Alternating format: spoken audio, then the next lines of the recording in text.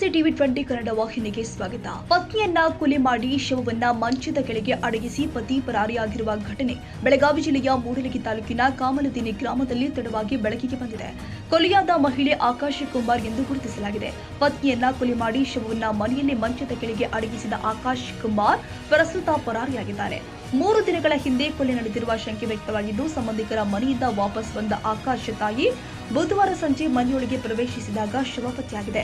ಸುದ್ದಿ ತಿಳಿತಾ ಇದ್ದಂತೆಯೇ ಮೂಡಲಗಿ ಪೊಲೀಸ್ ಠಾಣಾ ಸಿಬ್ಬಂದಿ, ಗೋಕಾಕ್ ಉಪವಿಭಾಗದ ಡಿವೈಎಸ್ಪಿ ಹಾಗೂ ತಹಸೀಲ್ದಾರ್ ಶ್ರೀಶೈಲ್ ಗುಡಮೆ ಘಟನಾ ಸ್ಥಳಕ್ಕೆ ಭೇಟಿ ಕೊಟ್ಟು ಪರಿಶೀಲನೆ ಮಾಡಿದ್ದಾರೆ. ಈ ಕುರಿತು ಮೂಡಲಗಿ ಪೊಲೀಸ್ ಠಾಣೆಯಲ್ಲಿ ಪ್ರಕರಣ ದಾಖಲಾಗಿದೆ. ವೀರೇಶ್ ಬೆಳಚಿನ ಮರಡಿಮಠ.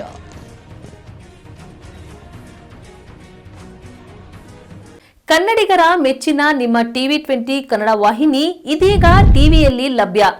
ಕರ್ನಾಟಕ ಮತ್ತು ದೇಶ ವಿದೇಶದ 360 ಡಿಗ್ರಿ ಸುದ್ದಿ ವಿವರವನ್ನ ಪಡೆಯುವುದಕ್ಕೆ ಟಿವಿ 20 ವಾಹಿನಿಯನ್ನು ಲೈಕ್ ಮಾಡಿ, ವಿಡಿಯೋಗಳನ್ನು ಶೇರ್ ಮಾಡಿ, ಕಮೆಂಟ್ ಮಾಡಿ, ಸಬ್ಸ್ಕ್ರೈಬ್ ಮಾಡಿ. HCN ಕೇಬಲ್ 842 ನಂಬರ್ನಲ್ಲಿ ಹುಕ್ಕೇರಿ ತಾಲೂಕು ಹಾಗೂ ಸಂಕೇಶ್ವರದ ಸುತ್ತಮುತ್ತಲಿನ ಹಳ್ಳಿಗಳಲ್ಲಿ ಲಭ್ಯ. PCN ಕೇಬಲ್ 129 ನಂಬರ್ನಲ್ಲಿ ಹಾರುಗೆರೆ ಸುತ್ತಮುತ್ತಲಿನ ಹಳ್ಳಿಗಳಲ್ಲಿ ಲಭ್ಯ. ರಾಯಬಾಗ್ ಡಿಜಿಟಲ್ ಚಾನೆಲ್ ಕೇಬಲ್ 80ನೇ ನಂಬರ್ನಲ್ಲಿ ರಾಯಬಾಗ ತಾಲೂಕಿನ ಸುತ್ತಮುತ್ತಲಿನ ಹಳ್ಳಿಗಳಲ್ಲಿ ಲಭ್ಯ. UDCN ಕೇಬಲ್ ನೆಟ್ವರ್ಕ್ ಉಗಾರ ಸುತ್ತಮುತ್ತಲಿನ ಹಳ್ಳಿಗಳಲ್ಲಿ ನಿಮ್ಮ ಟಿವಿ 20 ಕನ್ನಡ ವಾಹಿನಿಯೂ ಲಭ್ಯ.